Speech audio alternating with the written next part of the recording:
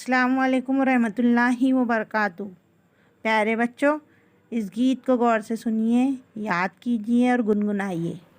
एक दो गेंद लो, तीन चार पहनो हार, 5 6 बजे 6, 7 8 देखो ठार, 9 10 पी लो रस, 11 12 निकला तारा, 13 14 लगाओ पौधा, 15 16 घी का गोला, 17 18 गाड़ी खटारा, 19 20 चक्की पीस।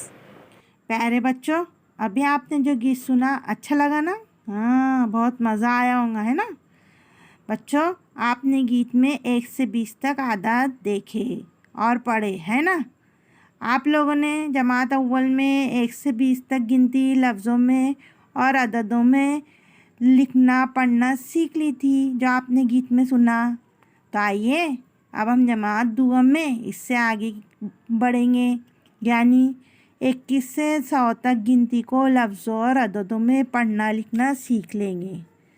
चलिए फिर चलते हैं हमारे अगले सबक की तरफ। आओ अददों को लिखें और पढ़ें।